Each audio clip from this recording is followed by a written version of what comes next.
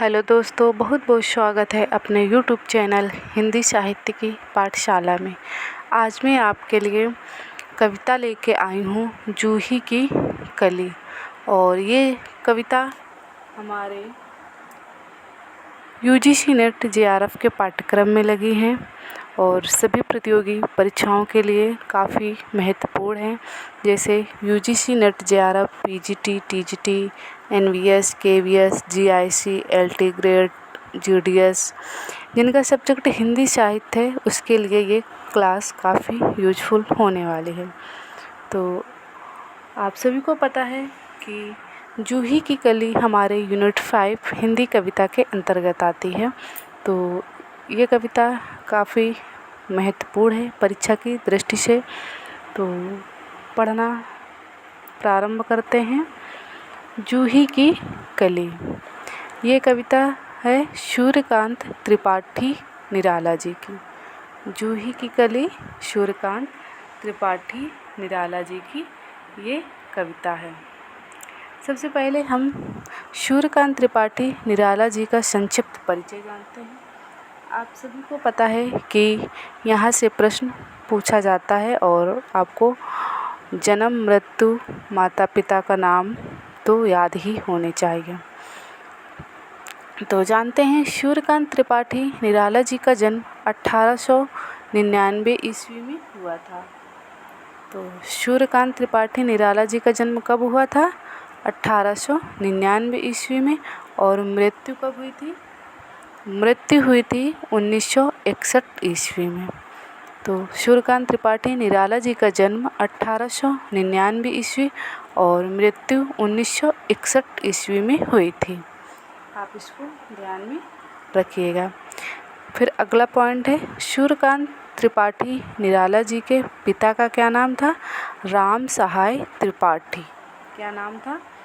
राम सहाय त्रिपाठी। फिर इसके बाद में अगला पॉइंट है, सूर्यकांत त्रिपाठी निराला जी की पत्नी का क्या नाम था? मनोहरा देवी था। क्या नाम था? मनोहरा देवी पत्नी का नाम था।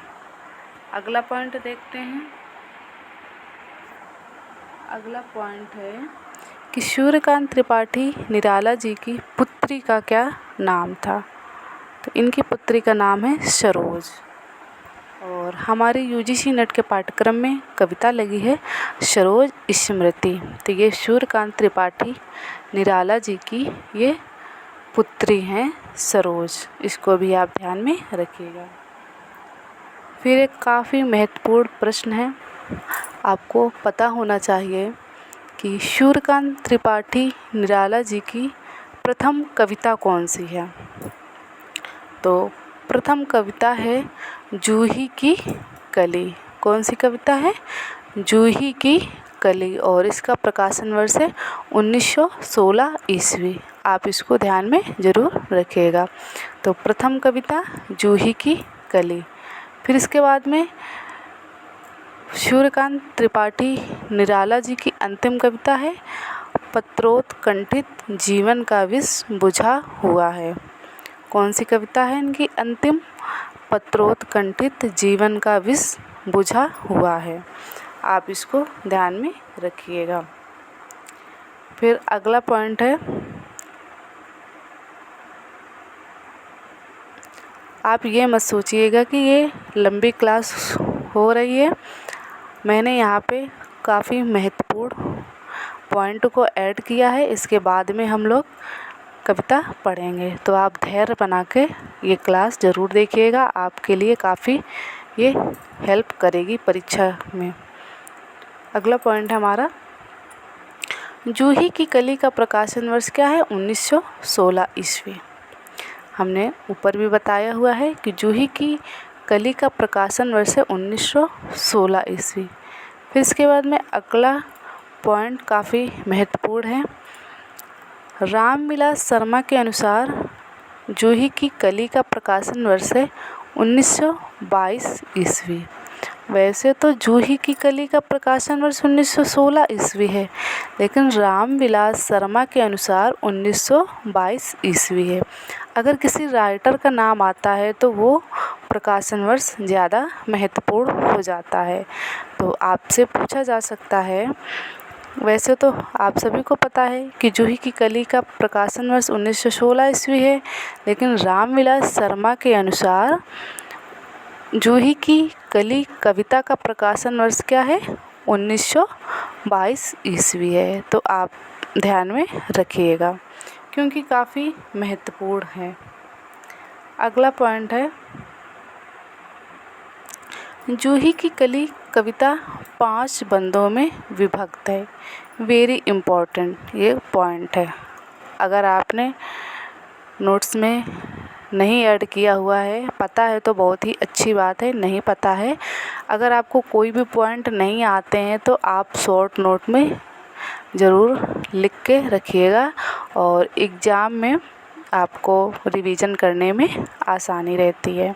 मैं तो अपने सारे नोट्स खुद बनाती हूँ और आप सभी को पता है कि हाउसवाइफ जो होती हैं कितना सारा काम होता है घर में, फिर बच्चों को संभालना, घर परिवार देखना।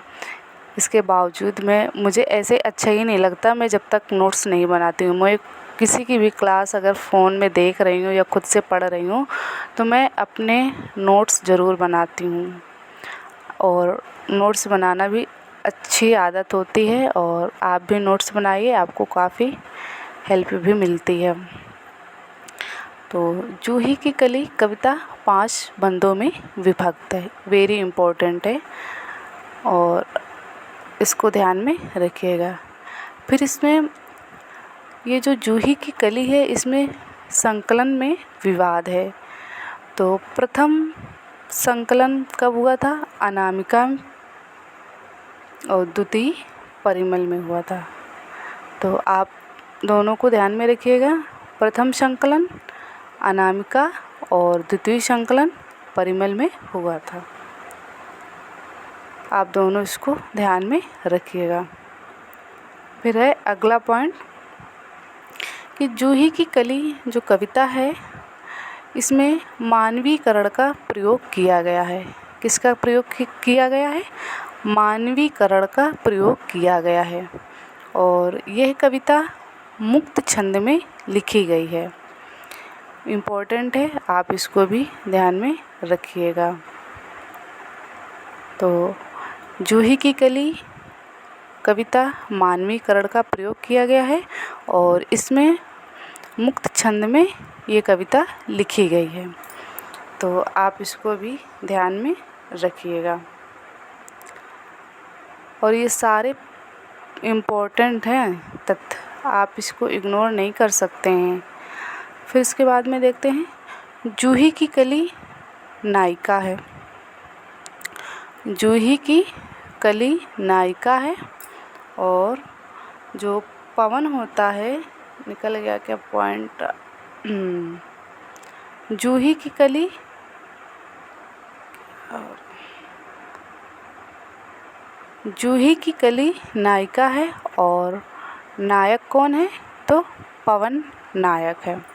आप इसको भी ध्यान में रखिएगा क्योंकि आपसे पूछा जा सकता है पॉइंट बना के या कोड में कुछ भी प्रश्न एनटीए पूछ सकता है।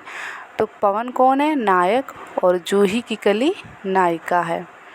फिर इसके बाद में अगला पॉइंट है कि जूही की कली ये जो कविता है इसमें बसंत की रात का वर्णन किया गया है।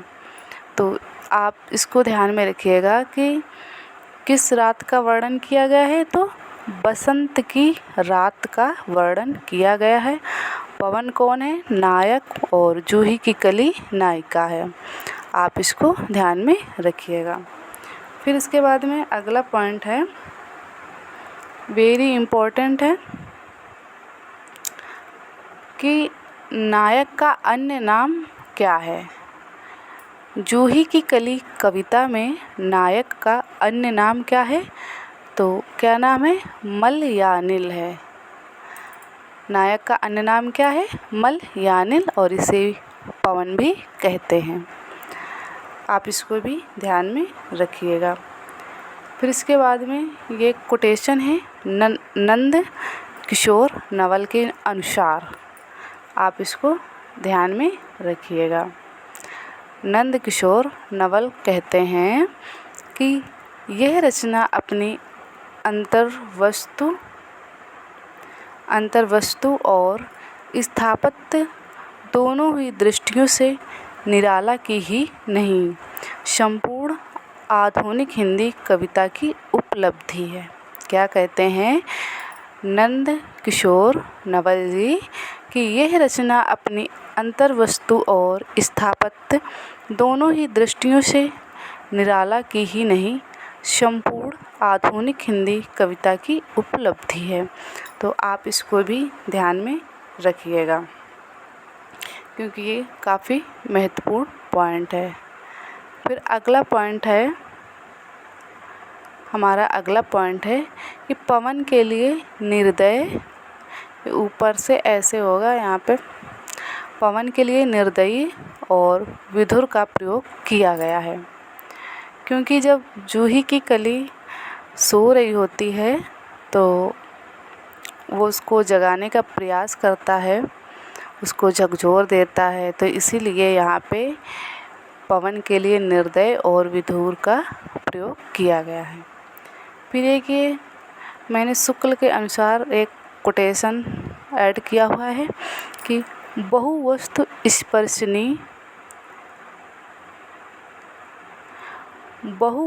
स्पर्शिनी प्रतिभा निराला जी में है। क्या है कथन? बहुवस्तु स्पर्शिनी प्रतिभा निराला जी में है। ये शुक्ल जी का कथन है। आप इसको भी ध्यान में रखिएगा।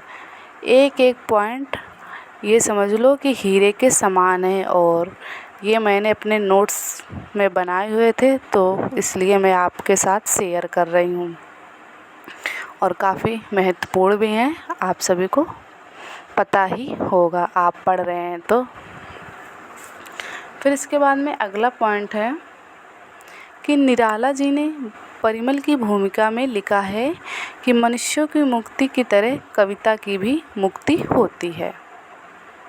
ये निराला जी ने खुद अपनी जो इनकी रचना है परिमल, उस भूमिका में लिखा है कि मनुष्यों की मुक्ति की तरह कविता की भी मुक्ति होती है। तो ये हो गए महत्वपूर्ण पॉइंट। अब इसके बाद में जानते हैं महत्वपूर्ण रचनाएं। सूर्यकांत त्रिपाठी निराला जी की महत्वपूर्ण रचनाएं, क्योंकि आप सभी को पता है कि यूनिट 5 में जितने भी हमारे राइटर लगे हैं उनकी रचनाएं क्रम में लगाने के लिए आता है, तो इसलिए आप इन प्रश्नों को साथ में ही करते चलिए ताकि आपको परीक्षा में ज़्यादा परेशानी ना हो और आप बस परीक्षा में सरसरी नज़र से बस रिवीजन कर सकें। तो इसलिए मैंने यहाँ पे महत्वपूर्ण रचनाएं भी इनकी रखी हुई हैं। तो देखते हैं सूर्यकांत त्रिपाठी निराला जी की महत्वपूर्ण रचनाएं कौन कौन सी हैं। अनामिका जो रचना है उसका प्रकाशन वर्ष है 1923 ईस्वी। अगर आप किसी भी राइटर की हम रचना पढ़ते हैं तो सबसे पहले आपको पता होना चाहिए कि पहली रचना का नाम और प्रकाशन वर्ष, और जो सबसे आखिरी में रचना आती है उसका नाम और प्रकाशन वर्ष तो सबसे पहले आपको पता ही होना चाहिए। ऐसे क्वेश्चन अगर कोड में आ जाते हैं तो आसानी रहती है याद करने में भी और रहती है, और क्वेश्चन करते हैं तो हल करने में भी समस्या हमें नहीं होती है और हमारा पॉइंट सही हो जाता है। इसलिए आप इन दो बातों को ध्यान में ज़रूर रखिएगा। अनामिका 1923 प्रकाशन वर्ष है। फिर इसके बाद में है परिमल का प्रकाशन वर्ष है 1930 ईस्वी। फिर इसके बाद में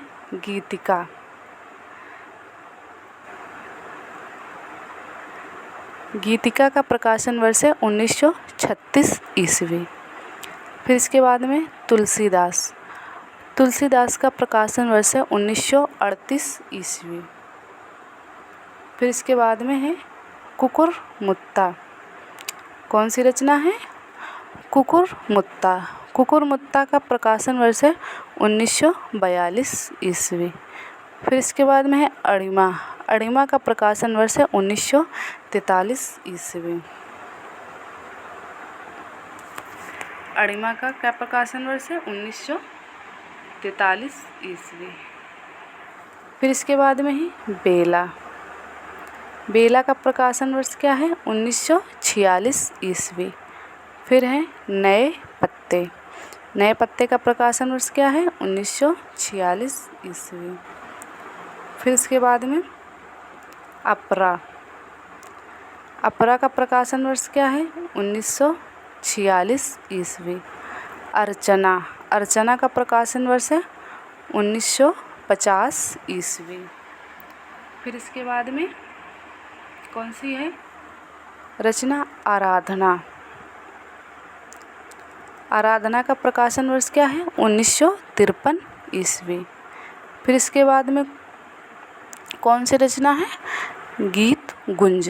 गीत गुंज का प्रकाशन वर्ष है 1954 ईस्वी। फिर इसके बाद में सांद कली। ये सबसे लास्ट की है रचना सांद कली। इसका प्रकाशन वर्ष है 1969 ईस्वी। तो क्या हो गया इसका प्रकाशन वर्ष 1969 ईस्वी। तो इतने पॉइंट हमने देखा और ये काफ़ी महत्वपूर्ण भी हैं। थोड़ी सी क्लास लंबी भी हो गई है, लेकिन कोई बात नहीं, हमारी परीक्षा की दृष्टि से ये सारे पॉइंट काफ़ी महत्वपूर्ण हैं। अब हम शुरुआत करते हैं यूनिट 5 में, जो हमारी कविता लगी है जूही की कली। मैंने यहाँ पे टाइप नहीं किया हुआ है, मैं ऐसे ही बताने वाली हूँ। तो चलो शुरुआत करते हैं। विजन वन वल्लरी पर सोती थी सुहाग भरी, स्नेह स्वप्न मगन। विजन का मतलब होता है निर्जन और वल्लरी का मतलब होता है लता, यानी कि वहाँ पे कोई भी नहीं है। और जो जूही की कली है वह लता पर सोती थी सुहाग भरी स्नेह स्वप्न मगन। सुहाग भरी स्नेह स्वप्न मगन, और वह सो रही होती है लता पर। अमल कोमल तन तरड़ी जूही की कली। क्या है अमल कोमल तन तरुड़ी जूही की कली। अमल का मतलब होता है सफ़ेद, कोमल मीन्स जानते हैं आप, और तरुड़ी का मीन्स होता है युवती, और जूही की कली। तो जो जूही की कली का फूल होता है वो एकदम कोमल और सफ़ेद होता है। द्रगबंद किए शिथिल पंत्रांक में बासंती निशा थी। आपने ऊपर पढ़ा है ना, बसंत रात का दिन था। विरह विधुर पिया संग छोड़ किसी दूर देश में था पवन। किसी दूर देश में पवन था। किसी दूर देश में था पवन, जिसे कहते हैं मल या नील। अभी हमने बताया था ना कि पवन का अन्य नाम क्या है, मल या नील। आई याद बिछुड़न से मिलन की वे मधुर बात। आई याद बिछुड़न से मिलन की वह मधुर बात। आई याद चांदनी की धुली हुई आधी रात। आई याद कांता की कमनी गात, फिर क्या पवन। उपवन सर सरित गहन गिर कानन, कुंज लता पुंजों को पार कर।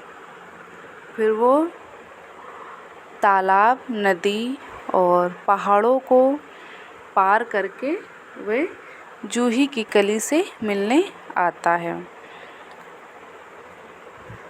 पहुँचा जहाँ उसने की केली, कली खिली साथ सोती थी। कली खिली हुई थी और वह जूही की कली सो रही थी। जाने कहो कैसे प्रिय आगमन हुआ। जाने कहो कैसे प्रिय आगमन वह, नायक ने चूमे कपोल, नायक ने चूमे कपोल। ये जूही की कली के बारे में, जो नायिका है उसके बारे में यहाँ पे कवि वर्णन कर रहा है। फिर इसके बाद में है, डोल उठी वल्लरी की लड़ी जैसे हिंडोल, हिंडोल का अर्थ होता है झूला, इस पर भी जागी नहीं। वो जो जूही की कली है गहनी निद्रा में सो रही थी और वो जागी नहीं, चूक क्षमा मांगी नहीं। और जो ये मलयानिल आता है जूही की कली अपनी नायिका से मिलने, तो यहाँ पे लिखा है कि चूक क्षमा मांगी नहीं, कि देखो सो रही है और हमसे क्षमा भी नहीं मांगी। निद्रालस बंकिम विशाल नेत्र मूंदे रही, किमा मतवाली थी येवन की मदिरा पिए, ऐसे सो रही है जैसे कि मदिरा पिए हो। कौन कहे निर्दय उस नायक ने, निपट निठुराई की झोंकों की झाड़ियों से। सुंदर सुकुमार देह सारी झकझोर डाली, मसल दिए गोरे कपोल गोल, उसने सारी सुंदर देह को झकझोर डाला और मसल दिए गोरे कपोल को। चौंक पड़ी युवती चकित चितवन निज चारों ओर फेर।